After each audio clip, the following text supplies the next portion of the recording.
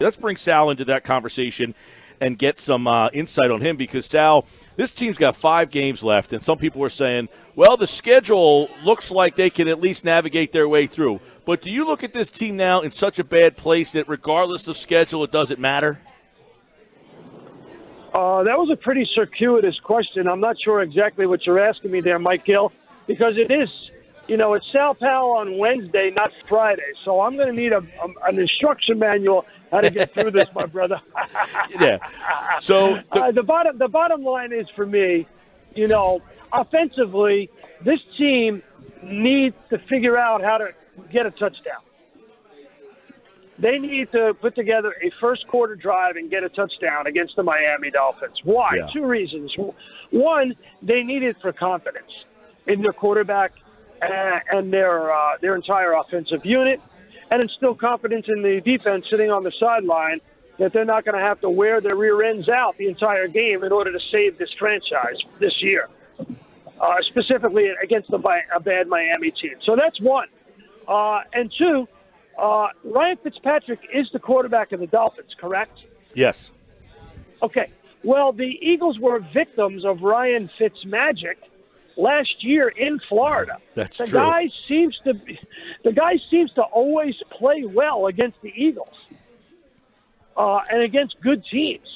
And now he doesn't always do it for 4 quarters, but he does it enough so that he tends to win games he's not supposed to win. So they really, in my view, need to have a very good first quarter. They need to have a productive first quarter. They need to get the ball in the end zone in the first drive. Instill confidence.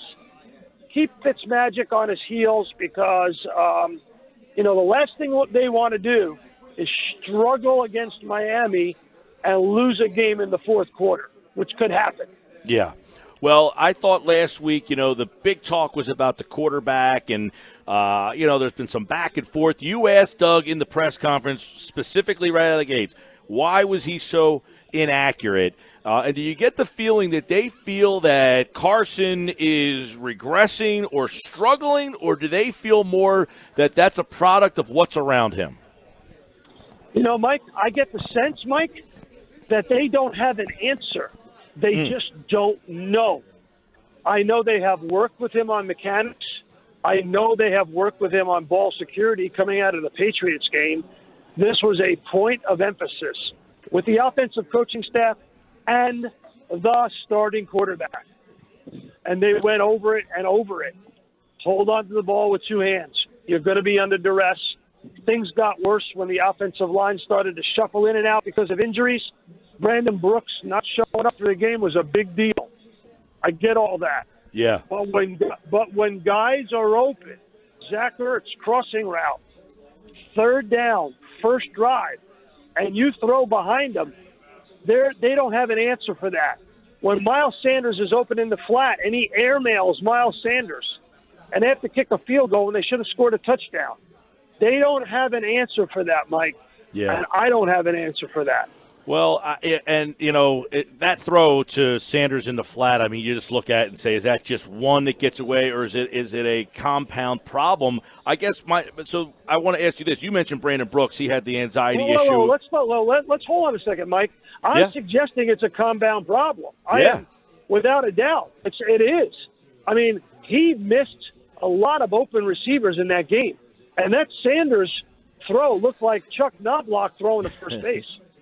You're right, and he was asked about the yips this week. Doug was about Carson. But I want to ask you, you mentioned Brooks, but how we know the numbers when Lane Johnson's out. Like, if they just get Brooks and Johnson back, do we feel that this offense can be a competent offense and navigate them through, what they have coming up here? Good question. We'll see. I think the bottom line is the quarterback needs to get some kind of confidence through rhythm passing. Listen, Mike, we talked about this on your show last week, if you remember. Move him out of the pocket, for crying out loud. Get him on the run. And I'm not saying run with the ball. I'm saying boot action, rollouts, play action pass. Have him do things that creates some sense of rhythm with his body and timing and footwork so that he's not thinking about throwing the ball from the pocket and the pocket's not collapsing around him. All right, Sal Paolantonio. It's a Sal Pal Wednesday for the Thanksgiving holiday. Wednesday. That's right. Sal Pal Wednesday. I love it. Beautiful. I love it. So, Alshon Jeffrey. Some people say, Mike Gill, that the day before Thanksgiving, how can you go to Dunkin' Donuts when you know you're going to have a full Thanksgiving meal on Thursday? How can you do it on a Wednesday? Well, I'm here to tell you, I went to Dunkin' Donuts this morning, okay? I'm just telling you. Dunkin' Donuts, of course, brings you Sal Pal Fridays on a Wednesday. This season, the pregame starts at Dunkin'. Get your kick before the kickoff. Head to Dunkin' right now, and don't forget the Eagles are in Miami this week. I don't know where the Dunkin' is around the Miami. It's not Joe Robbie Stadium any longer, but you get the drift. Alshon Jeffrey, what's your take there on what's happening? Is getting him back a huge boost, or do you think it will be just eh? I like the fact that they announced sort of surreptitiously that they have an expectation that Alshon Jeffrey will be a full go at practice before practice. When have you ever seen that, Mike Gill? Yep. What did that tell you? Well, it's interesting. I thought today's presser was interesting that he announced that Jeffrey, Aguilar, Johnson, Brooks would be back, but he also hinted that Greg Ward and J.J. Arcega-Whiteside would also see expanded roles. Beautiful. It's about time. Well, I got your email about the West Coast scouting, and I don't know that we'll see Andre Dillard in the game this week. Oh, boy, he was so bad. Yeah. But let's get back to Greg Ward. Greg Ward has been ignored on this team. If you remember, week 1, I said to you, one of the guys in training camp that stood out to me was Greg Ward. You remember me saying that to you, Mike Gill? Yes, I do. And, it's funny because he's been here for 3 years, and I feel like he's been standing out in training camp. I don't understand it. I would have Greg Ward in the pistol, in the Wildcat. I would put the ball in his hands. I would have reverses, jet sweeps, jet reverses, screen passes. Greg Ward and Miles Sanders. Listen to me now. Greg Ward and Miles Sanders are the two most explosive players they have on this team right now. You're right. You wonder, after watching Baltimore, as I know I'm sure closely you did with our friend Greg Roman, a Holy Spirit alum, a local guy who we know very well here, what they're doing with Lamar Jackson, if more teams will start to follow them and do what you're talking about with these great weapons and assets. Yeah, I'll tell you, we're watching history. We really are. We're talking about the Ravens offense now, right? That's correct. We're talking about the Baltimore Ravens offense, which has been historically inept, right? Yes. Except maybe for 1 year. They won it with defense, right, Mike Gill? That's what I remember. Yeah. I remember doing draft day shows on your program. I remember all those years. And I'll tell you, Mike Gill, I found some statistics that will blow you away. So just think about this for a second.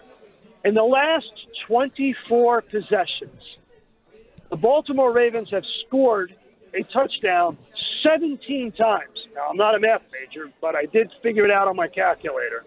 That's 71% of the time in the last 24 offensive possessions. They hit pay dirt. They scored touchdowns. Do you know what the National Football League average is per possession? How many times you score a touchdown? 21%. They're reshaping the game with the way they're doing things, man. They have scored 71% of their possessions. They've scored a touchdown over the last 24, and the National Football League average was 1/3 of that. Jeez. Well, maybe Doug and company are listening to Sal Pal Wednesday, and Greg Ward's role in this offense will expand for these final 5 games, because I agree with you. I think that's a weapon that you got to figure out ways to do something with. And, hey, Miami, Washington, New York, will they be able to take those 3 and get to that Dallas game with meaning? Oh, Mike Gill, come on. I'm telling you, I want to see one first quarter of offense in Miami. I'm covering the Niners-Ravens game on Sunday. Oh, man, Big game lucky of the you. week. Of course. Yeah. Oh, yeah. Hey, Mike Gill, I always cover the big game. Come on, baby. What do you think this is? No, and they do have Dunkin' Donuts in Baltimore, so I'm looking forward to going down there. But yeah, it's going to be a huge game, huge matchup. Maybe a preview of the Super Bowl. And you know where I'll be in the first quarter? I'll be sitting in the press box cafeteria watching the Eagles' offense on television against the Miami Dolphins to see if they can score in the first quarter.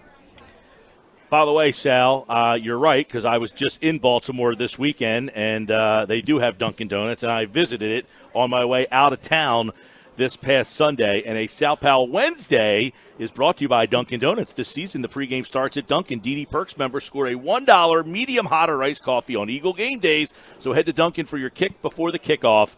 Sal Pal, happy Thanksgiving. You're getting the first look at the best game of the weekend. And, of course, next week we'll be back on our normal Sal Pal Friday. Happy Thanksgiving, Sal. Oh, happy Thanksgiving to you, Mike, and all of your listeners and everybody there at the radio station. Thank you for your support of what I do, because without you, it wouldn't mean nearly as much. I love being on your program. You do a great job, and I'll talk to you next week. All right, Sal Pal here on the Sports Bash Live, 97.3 ESPN. There you go.